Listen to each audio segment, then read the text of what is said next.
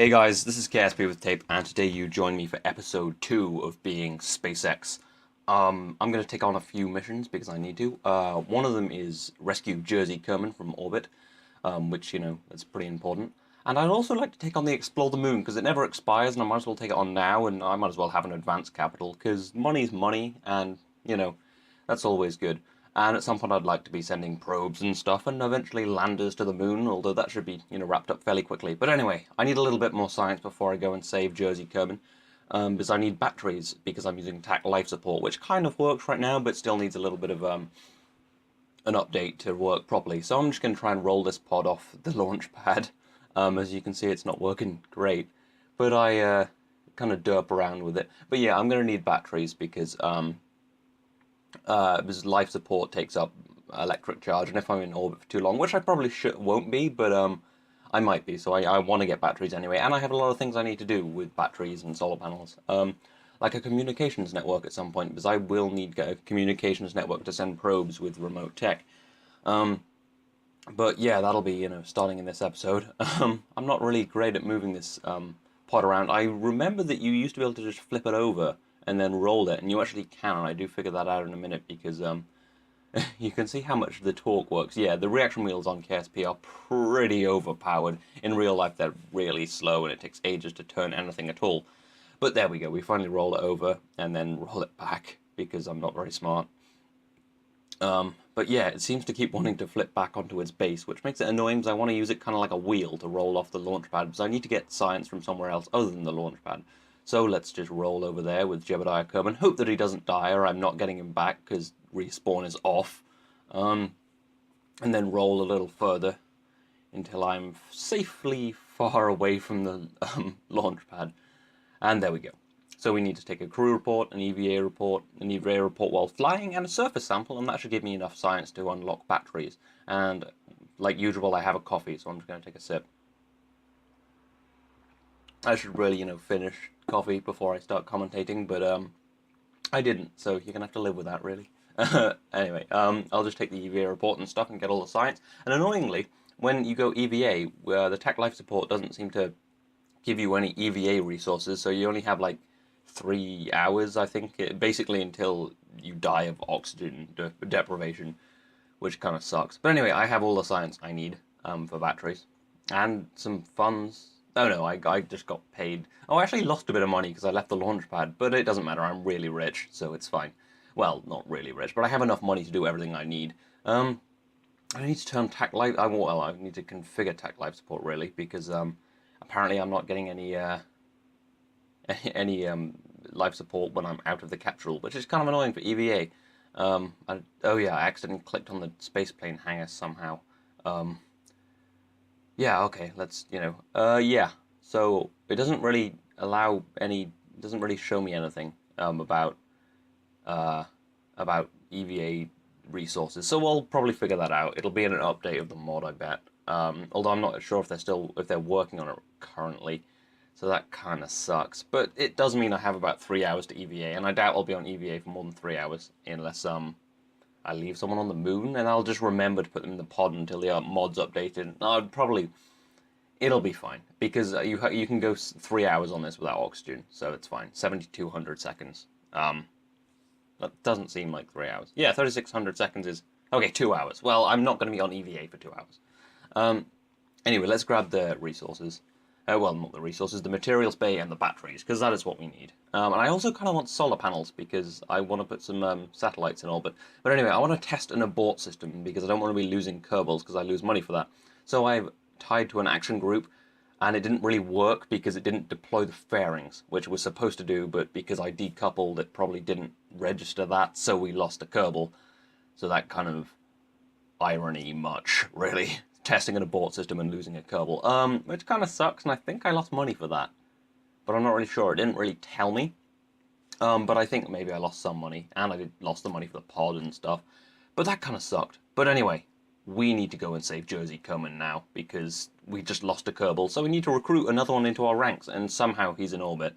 We will obviously interview him about how he got into orbit, debrief him, find out what rocket he used. We are on 4 times time accelerate, and Jebediah is racing into orbit. We'll ditch those boosters. This is an overpowered rocket, but I needs to be, and I have the money, and I'm getting paid for this, so it's fine. But yeah, it is rather surprising that he got into orbit, since we've only had one orbital launch so far. So he must be working for the Russians, or the Kerbal Russians, whatever that is.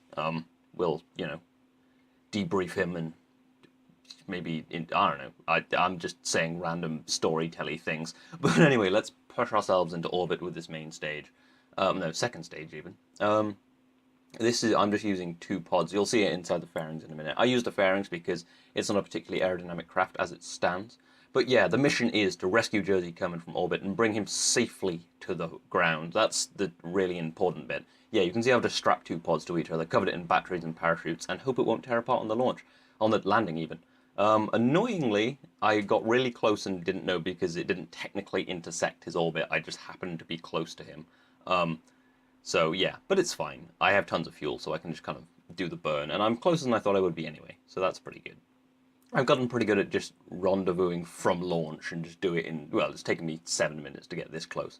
Whereas in real life, at the fastest, it takes about 6 hours, which is still pretty impressive, and usually I think it takes a couple of, not a couple of days, I think it usually takes maybe 12 hours to go from the surface of Earth to rendezvous with the International Space Station. But the Russian craft that last went there, it took 6 hours. But anyway, there's Jersey Kerman. So out of 4 times time accelerate, we will switch to him, switch on his RCS back, and go and get into the pod. I'm just going to finish my coffee. Alright, okay, that's done. But yeah, we'll just, EVA into the pod. And you can see up at the top in the resources, we have EVA propellant, but no food, water, oxygen, or electric charge. Which obviously isn't in the stock game, but with tech life support, you kind of expect it. So maybe I will find a fix for that, or maybe I will fix it myself, because I have some skill in computers, so it'll be fine, basically. But that's not what we're worrying about right now, because as I've explained, it doesn't really matter. So we'll get him on board, and then we'll land, and we'll get our bountiful reward for saving Jersey. And then maybe put a satellite in orbit or something. Some kind of geostationary communication satellite would be good, is what I'm planning, because you can see that red dot over the Space Center means I have remote tech installed. So if I have any probes and they go out of range of, or are out of range of the KSC, or are blindsighted by, say, Kerbin, then we're going to lose our little probe, and that will suck. So we need relays everywhere to relay messages and stuff. But anyway, that's not right. What we need to worry about right now, we need to worry about the deorbiting. It was actually a glitch when I did this, which you'll probably see in a bit, where I hadn't updated FAR or deadly reentry, and for some reason I didn't slow down. The atmosphere had pretty much no effect on me, so I hit the ground at 1900 meters a second, but I decided that if there's like sometimes glitching or shenanigans, I might treat it as, oh no, something went wrong with the rocket, I'll have to deal with that. But when Earth doesn't work, or Kerbin doesn't work, I basically turned on quick loading, because I do quick save just in case of game crashing. So I did, so I quick loaded and just basically did that. There we go, that was the quick load. But that is hopefully the only quick load I'll do in the entire series, because I don't want quick loading or reverting, because that kind of takes away some of the, I mean, not takes away some of the fun, but takes away some of the challenge of costs, I think, because if your rockets are just blowing up and you're like, that didn't really happen, then it's, why bother? Well, not why bother, but I just don't want them on, because, that sounds fun to me. Although no doubt in a couple of episodes when something blows up or something, I'll be thinking, should have turned quick loading on. But no. So quick loading is off again, and we'll have none of that. But we must land on the ocean, as we all assume the ocean is deadly, but it actually isn't. When you're landing slowly, it's actually safer, because, if you touch water slowly, it's safer than going really fast into the ground. I don't know, it's kind of an odd system in Kerbal Space Program, but we touch down safely and stand up perfectly, and no doubt Jersey's cabin is filling with water, so we better recover it very quickly. We probably won't get much money at all from recovering parts, but it doesn't matter, because we will be paid for rescuing Jersey. You can see we just made a load of money, and we got a tiny bit of science somehow. Yeah, there we go, we got a little bit, we got 40% of the value of that. And we got, yeah, we got 53 grand for completing that. Yeah, okay, yeah, that's great. Oh, he's been added to our crew as well, apparently. And, oh, we got an extra 6 grand for just getting him on board, which is good. So that's that done. It's nice to have a little bit more money. Don't have the science for anything right now, so I am going to need to unlock some science, really, aren't I? So, using some of the new parts, we're going to observe some materials bays on the launch pad and around the launch pad, because we need to get some more science, and we don't really want to be spending money on space missions. You can see on top of the probe there's a little antenna-looking thing. That is so it can be, so it can communicate with base, because obviously remote tech, you need communications. So we will just fly around a little bit and get plenty of science. Enough science to get solar panels, hopefully, just the basic ones, because I want to get them pretty quickly so I can just start doing things out of low Kerbal orbit, really.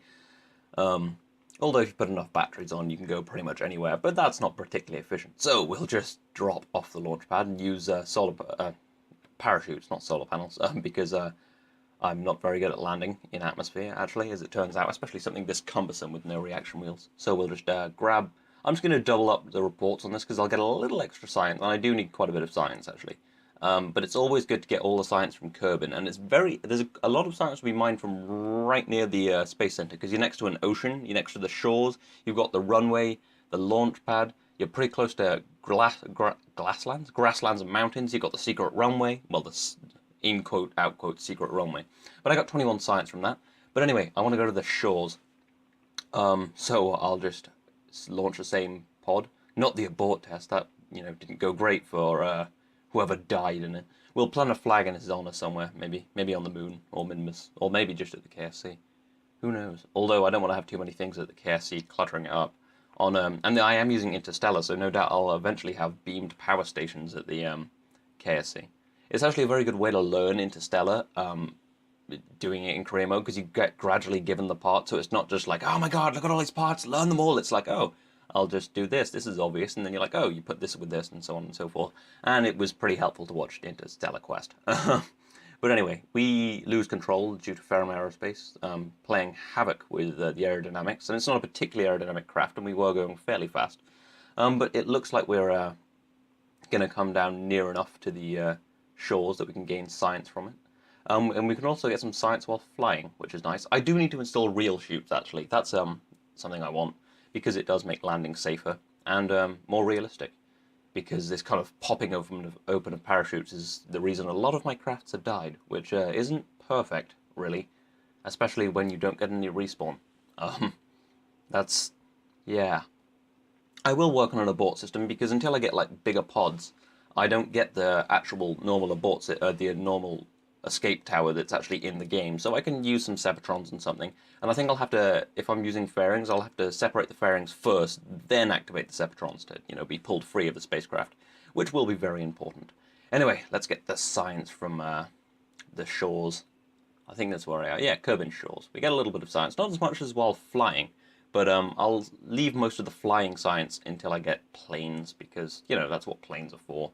And eventually, hopefully, flying into space with lots of payload, because we want payload in space, because, well, and if you can make a fully reusable launch system, I mean, especially with costs, pretty impressive. Although I do tend to crash a lot of planes, and they are more expensive than rockets if you don't reuse them, so that's kind of a problem. But anyway, we have 75 science. I need 90. So, onto the runway. Basically getting all the science from around the KSC.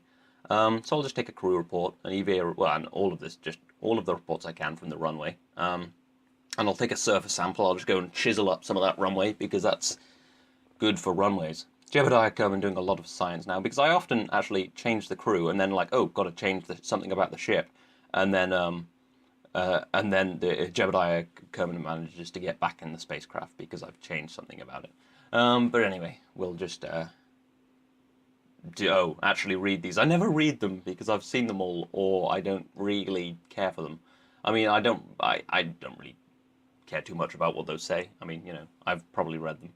But anyway, we'll recover that. And this has all been at night, by the way, as you've probably noticed. But the ambient light mod makes everything okay. And now we just need 4 more science, so we'll just grab that pod that we left on the runway with all that science in it.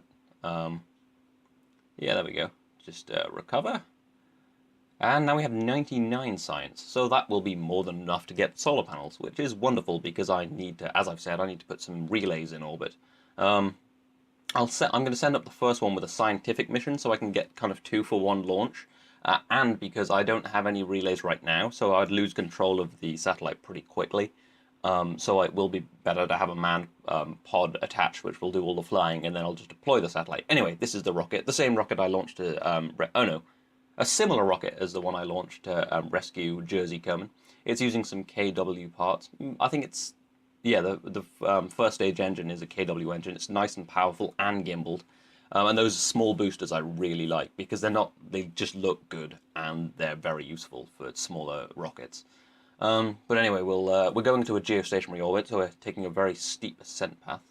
I've never reused a rocket from a geostationary re-entry, actually. That'll be something to try out in my Solar Civilization. If you haven't seen it, I worked very hard on reusing rockets, and we'll probably use similar technology in this because it's always good to reuse rockets. And if you know anything about SpaceX, I tend to reuse them SpaceX style by like vertical landing them.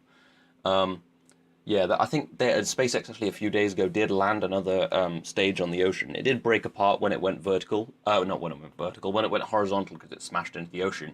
But I mean, eventually, if they land it on land, it won't fall over, hopefully. So that'll be good. But for the next 2 launches, they won't be able to test that because they're both geostationary, and that's very high velocity, so they don't have the spare fuel to land. But eventually, Falcon Heavy will do those, so it will, balance out.